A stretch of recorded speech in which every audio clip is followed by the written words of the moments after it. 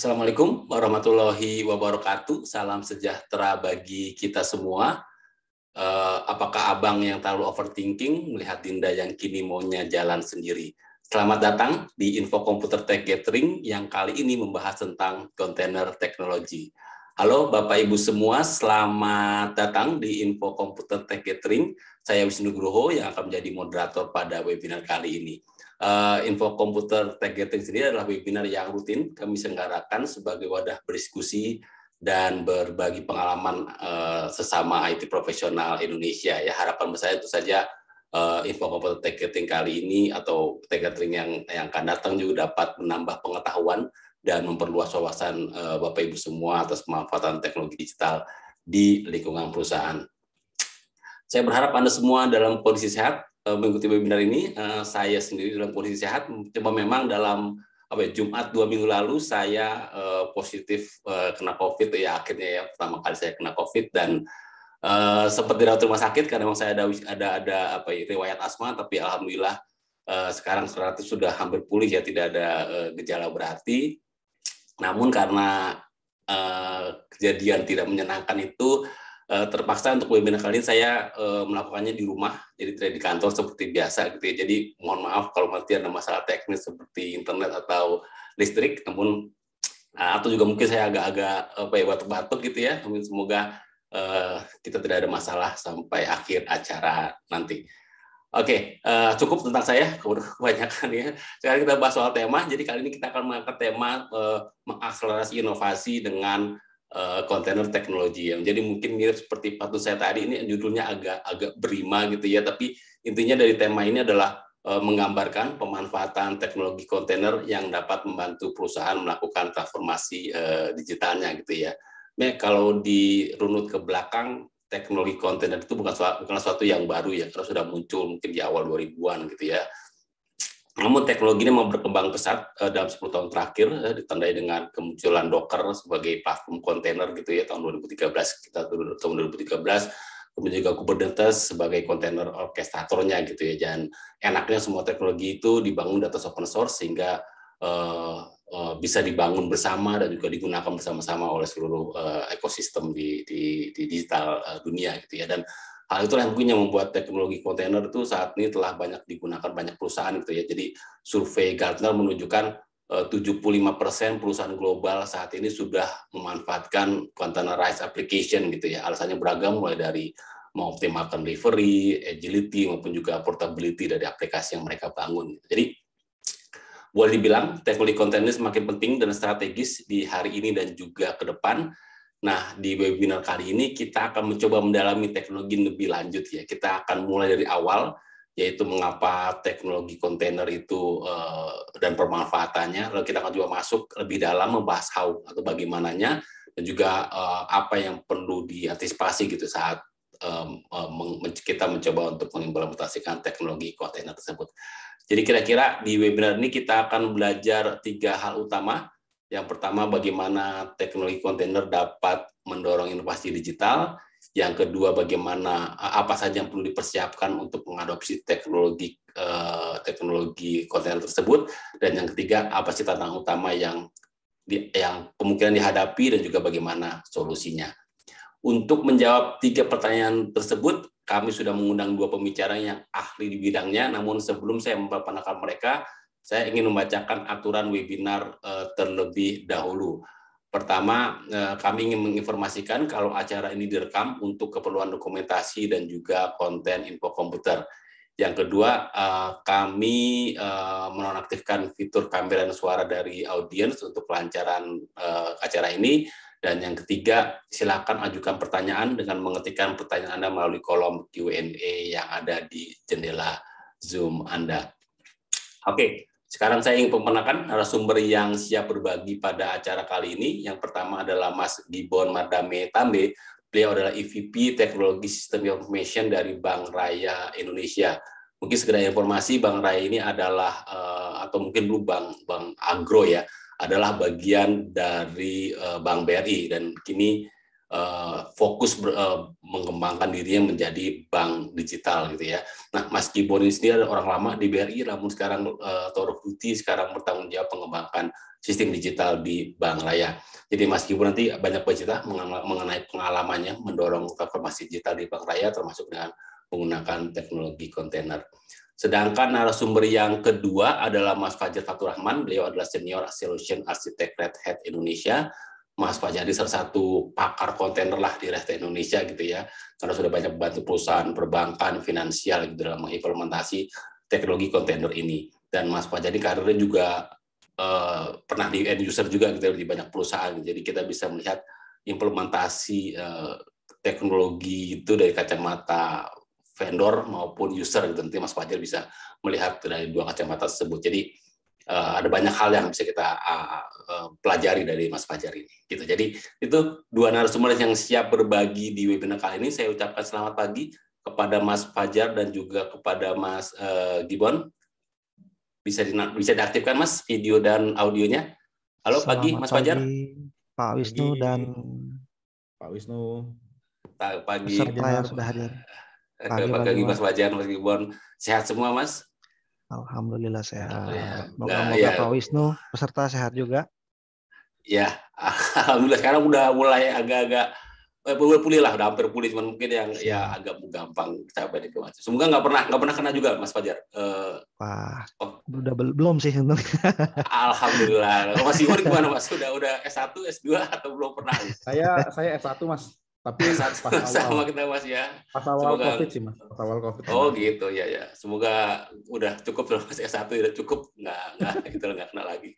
Oke, sekali lagi semoga semua Mas Gibbon, Mas Fajar dan juga audio semua sehat-sehat selalu. Ternyata memang COVID masih ada ya, dulu kan agak-agak tenang gitu, ternyata kena juga akhirnya saya. Oke, terima kasih. Mungkin kita langsung mulai aja nih ke Mas Fajar nih untuk presentasinya Mas. Jadi mungkin nanti Mas Fajar akan banyak berita soal itu Mas ya, pengalaman Red Hat juga mungkin juga nanti mungkin agak juga nyerok ke belakang gitu melihat apa sih teknik kontainer dan juga pemanfaatannya gitu ya Mas ya. Ya. Oke, silakan Mas Fajar.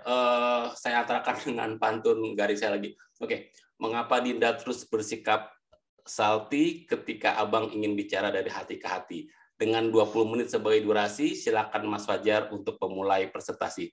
Silakan Mas Fajar. Oke. Saya share screen dulu ya. Oke.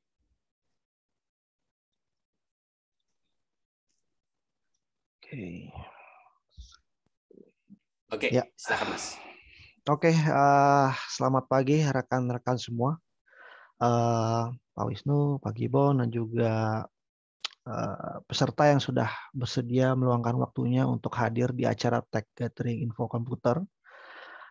Temanya sangat menarik ya pagi ini. Kita ingin coba bahas mendalam lebih terkait dengan bagaimana sih banyak perusahaan, khususnya FSI mungkin ya kalau dalam meeting kali ini tuh mengakselerasi inovasinya gitu. Tapi dengan menggunakan sebuah teknologi yang memang sudah berkembang tadi yang seperti Pak Wisnu bilang di 10 tahun terakhir, yaitu menggunakan kontainer teknologi. Nah, mungkin kalau dari sisi background ya, kalau kita lihat perkembangan dari sisi bisnis itu sangat cepat 10 tahun terakhir. Mungkin kalau kita dari zaman 2010 tuh ya kita kemana-mana tuh masih ya naik taksi, naik angkutan umum, terus juga nyari yang namanya ojek pengkolan gitu ya. Nah dari situ bisa dibilang masih sangat jarang perusahaan ya, yang baik itu masih berupa menawarkan goods ataupun services yang memanfaatkan teknologi internet itu menjadi sebuah sarana dalam mereka menawarkan jasa atau barangnya gitu ya. Nah, bergeser dengan juga adanya atau sudah mulai lahirnya kaum milenial gitu ya, sudah mulai beranjak dewasa, mereka mulai banyak membutuhkan jasa ataupun servis ataupun barang yang bisa dibilang secara sifat gitu ya, kaum milenial tuh maunya praktis, nggak mau ribet gitu. Dan didukung juga dari sisi teknologi yang berkembang, contohnya yaitu smartphone. Dengan adanya smartphone tuh kita bisa dapat menyalurkan ataupun mencari kebutuhan yang ada melalui aplikasi kan.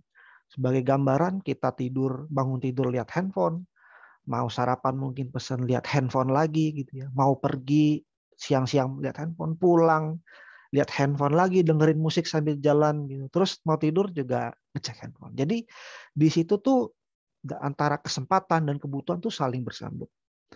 Nah, di sini terlihat bahwa banyak perusahaan mulai melakukan transformasi sebenarnya. Bagaimana caranya mereka bisa mendeliver baik itu berupa jasa atau servisnya ataupun barang itu bisa nyampe secara direct langsung ke customer tanpa ada perantara ya seperti zaman dulu gitu ya. Jadinya ya yang paling cepat adalah dengan bantuan smartphone adalah membuat aplikasi seperti itu. Kita bisa lihat di awal tahun 2000 ya, di 2013-14 Gojek lahir, mulai banyaknya aplikasi finansial berbasiskan internet dan juga DevOps gitu ya, di mana ya secara kebutuhannya pun dari milenial juga banyak gitu. Sebagai contoh, kalau dari FSA ya mungkin BTPN. Ini saya ambil di sini karena memang sudah menjadi sukses story-nya Red Hat dan bisa dibilang pionir digital banking di Indonesia gitu. Kalau ceritanya ya judulnya Bank Tabungan Pensiunan Nasional. Arahnya adalah ya buat pensiunan gitu. Tapi mereka ingin coba meningkatkan revenue, ingin coba mendeliver service-nya lebih cepat ke market, dan dari situ semua gimana caranya infrastrukturnya tetap agile, di mana tetap pemenuhan bisnisnya secara IT itu tetap dilakukan gitu ya. Nah, makanya mereka melakukan transformasi bagaimana mereka menggunakan kontainer untuk sebagai landasan infrastruktur dari aplikasi Bank BTPN yang digital banking, yaitu namanya Genius gitu.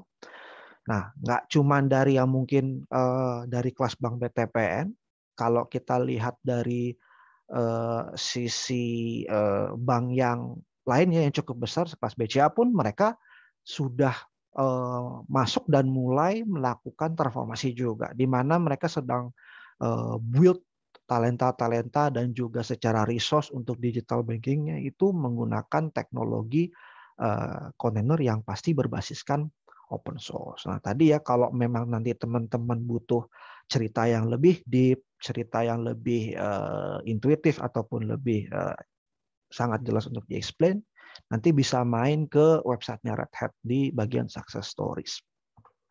Nah, dari kebutuhan tadi ya, membuat aplikasi secara cepat dan bisa di-update dengan mudah untuk dirombak gitu ya, sesuai dengan kecepatan bisnis yang harus dijawab ya, supaya marketnya tetap hidup. Nah, itu pasti akan ada tantangan sendiri bagi developer dan juga bagi tim infra yang menyediakan resource supaya aplikasi itu berjalan. Nah, kalau kita lihat balik lagi, dulu kan kadang bikin aplikasi itu ya cepet lah ya misalnya, tapi begitu sudah ketemu dengan yang namanya beda environment itu menjadi challenging. Misal operating sistemnya versinya beda, nggak jalan. Terus ada library yang ketinggalan diinstal, nggak jalan. Terus ternyata kalau misalnya ngetes di laptop developernya jalan, begitu naik di VM, di production nggak jalan. Nah, itu banyak banget menjadi obstacle ataupun penghambat bagaimana aplikasi bisa berjalan dengan cepat gitu ya.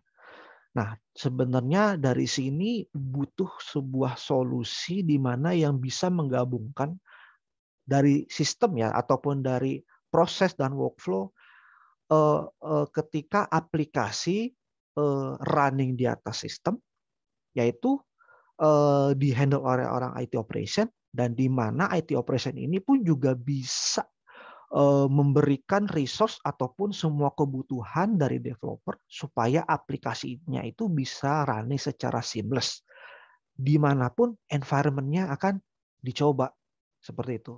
Contoh misalnya kalau di laptopnya jalan, ya sudah pasti ketika sudah onboarding di atas production itu harusnya sudah jalan.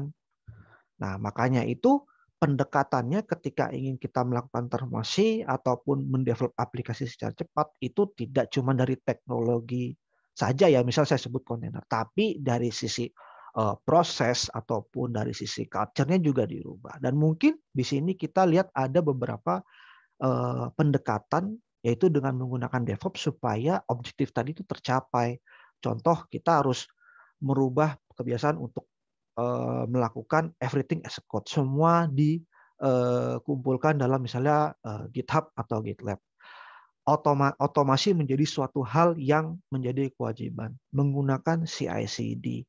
Lalu juga kita lebih mengandalkan rebuild dibandingkan repair gitu. Kita lebih mengarah ke konsep hewan ternak dibandingkan ke hewan peliharaan, di mana kita akan lebih mudah untuk melakukan scaling dan juga maintaining. Nah, dari situ sebenarnya salah satu kunci jawaban yang menjadi tema pembicaraan kali ini adalah kontainer.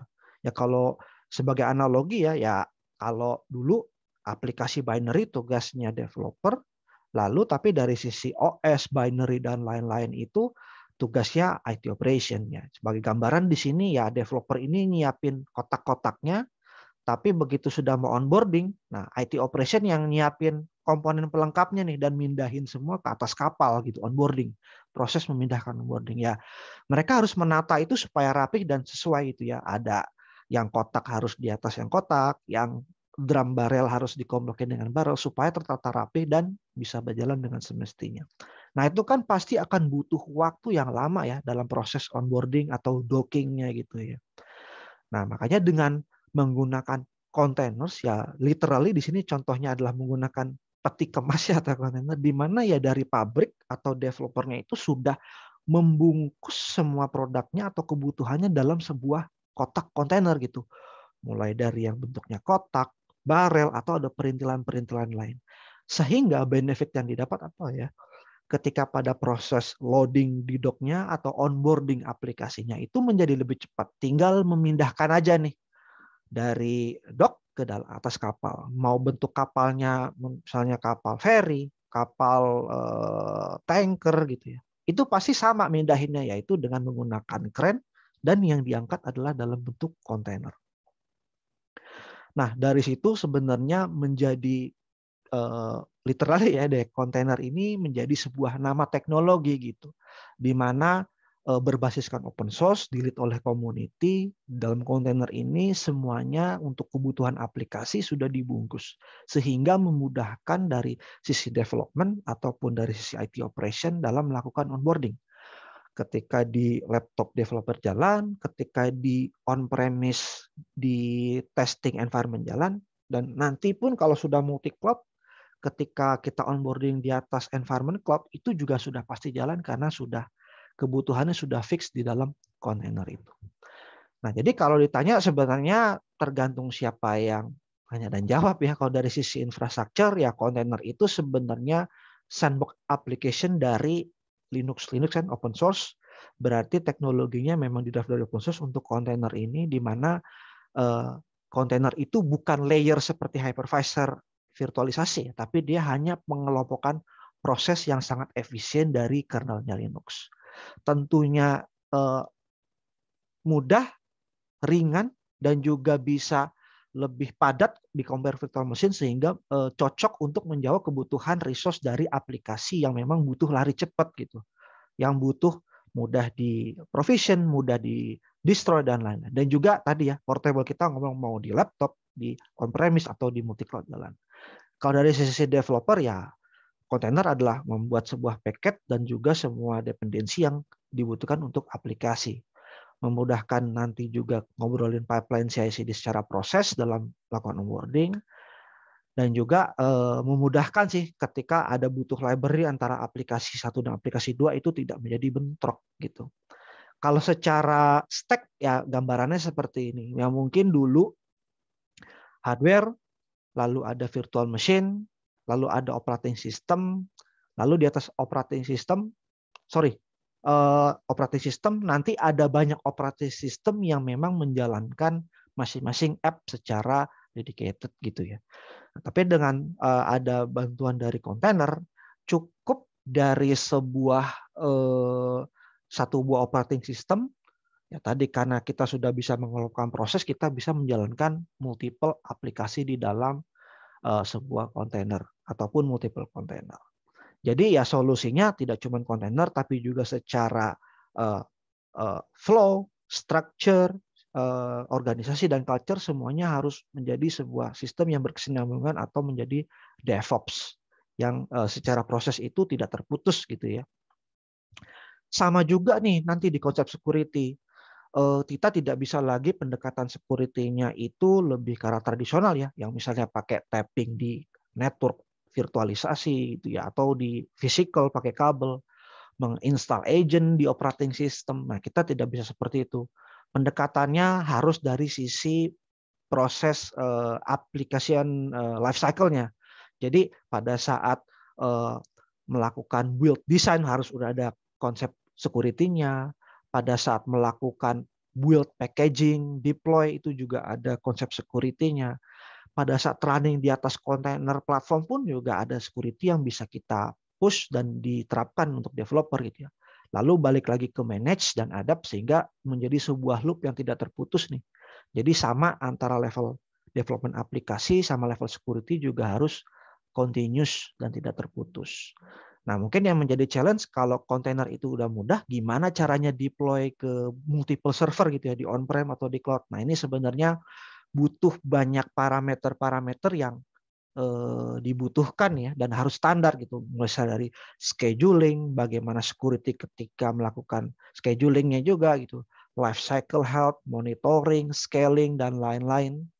Nah, makanya kalau teman-teman dengar ya, kontainer itu nggak bisa lepas dari yang namanya Kubernetes. Karena Kubernetes itu yang bertugas untuk melakukan orchestration dalam mendevelop teknologi kontainer, dalam juga memaintain life cycle-nya kontainer, dan lain-lain ya, faktor tadi ya security, scaling, monitoring, dan lain-lain.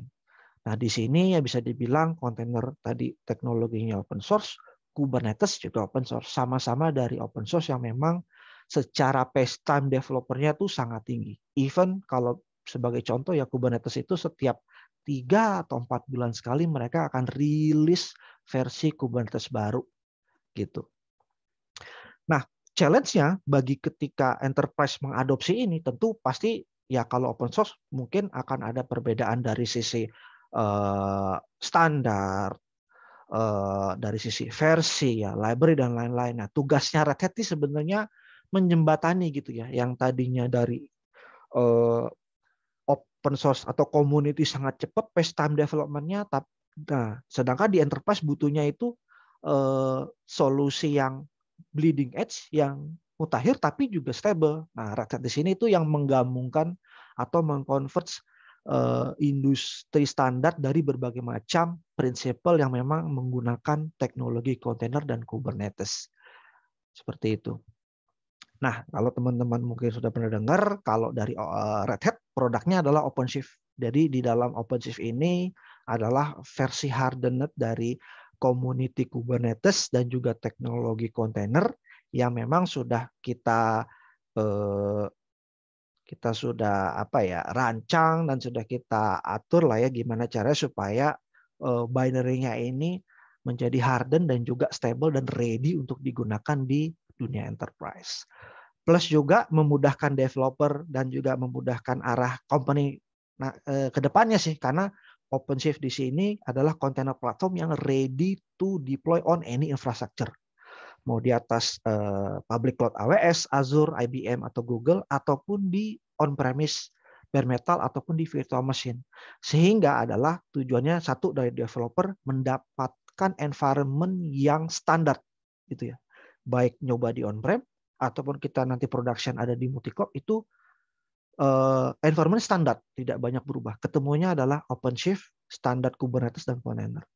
Dari sisi secara IT perusahaan juga pasti akan terbantu karena akan meminimalisasi learning curve yang dihadapi oleh tim IT-nya gitu ya. Nggak perlu lagi belajar teknologi misalnya EKS di AWS ataupun ada GKE di Azure Cloud, tapi kita mengadopsi teknologi yang sama yaitu Red Hat OpenShift yang sama di on-prem ataupun di atas on-cloud.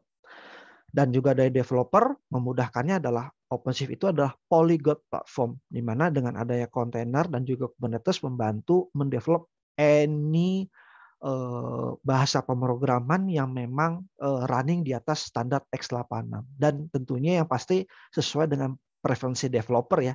Kalau memang developernya suka Golang, silahkan bikin aplikasi kontainer as Golang. Kalau suka misalnya pakai Node.js, silahkan bikin aplikasi Node.js. Dan itu bisa interop secara mulus dan standar di atas kontainer platform. Lalu ya dari sisi perusahaan tentu ya bukan hanya teknologi aja sih ya ketika untuk bertransformasi. Mungkin nanti Pak Gibon akan cerita lebih detail gitu ya. Karena memang akan pasti melibatkan 3 komponen gitu ya. People, proses, dan teknologi. Teknologi tadi kita sudah bahas ya, kenapa Kubernetes dan kontainer itu sangat berperan penting. Ya, cuman kalau dari proses itu kita juga harus pangkas ya, yang tadinya mungkin terlalu birokrasi menjadi sebuah sistem yang agile, yang DevOps, dan yang menurut pribadi saya yang paling agak challenge ya dari beberapa experience saya itu adalah merubah kebiasaan orang yang tadinya mungkin masih birokratis, masih waterfall secara development software-nya itu berubah menjadi yang lebih cepat ya, lebih personal cepat, lebih agile, DevOps dan lain-lain. Nah, terakhir dari Red Hat pun juga sebenarnya kita tidak membawa praktis secara teknologi aja, tapi kita juga bisa membawa praktis ke teman-teman di end user gitu ya, di perusahaan bahwa ketika mau mengadopsi kontainer itu harus seperti apa sih gitu. Apakah dengan menggunakan kontainer platform habis itu bisa dibilang sudah langsung day to-nya langsung bisa semua? Nah, itu nggak bisa sih, agak sulit gitu. Karena memang ketika melakukan adopsi konten itu biasanya akan berupa journey yang memang harus kita lakukan dan harus kita plan secara matang gitu ya. Mulai dari piloting, prepare, expand sampai self-sustain itu harus dilakukan dan tentunya bisa didampingi oleh tim Red Hat nantinya kalau memang dari teman-teman tertarik ketika journey-nya memang ke arah kontainer atau ke arah DevOps ataupun Agile. Kira-kira itu sih kalau dari saya. Pak Wisnu mungkin bisa lanjut ke next. Terima kasih Mas Fajar. Berarti tadi kalau bisa saya simpulkan yaitu ya kenapa kontainer karena emang tadi prosesnya jadi lebih simpel gitu ya. Jadi dari developer tinggal buat langsung oper dan tinggal tim IT-nya, tim IT operasionalnya bisa langsung deploy itu kemana aja gitu, Pak. Ketika sekarang misalnya ada hybrid cloud ya di on-premise bisa, di public cloud bisa gitu. Jadi lebih agile gitu ya, lebih gampang di deploy di mana-mana gitu kira-kira Mas Fajar ya. Betul sekali Pak Wisnu. Memang dibuat sudah kayak package yang tinggal dijalanin aja gitu. Iya, memudahkan. Cuma memang memudahkan, tapi kalau saya lihat tadi berarti memang harus ada perubahan besar-besaran di sisi proses people dan teknologi gitu ya, karena ya itu tadi cara-cara bekerja kayak waterfall biasa seperti itu mungkin udah nggak relevan lagi kalau ketika udah coba adopsi kontainer gitu ya Mas ya. Betul, harus menyesuaikan sih Pak. Jadi nggak cuma dari sisi teknologi ataupun aplikasinya, tapi surroundingnya juga harus menyesuaikan. Yang tadinya mungkin masih silo ya, orang server, storage, aplikasi, OS sendiri. Tapi ini karena kontainer semuanya udah di situ dengan konten platformnya, ada OS, aplikasi, store dan lain-lain. Jadi makanya harus bergabung, harus bikin squad DevOps lah gampangnya seperti itu. Iya, harus ada DevOps-nya. Oke. Sip, nanti kita bicara lebih banyak sih Mas soal tadi tantangannya. Saya juga pengen mendalami soal security dan juga complexity-nya ya, karena emang kayaknya itu menjadi poin yang dari sisi teknologi poin yang menjadi penting gitu.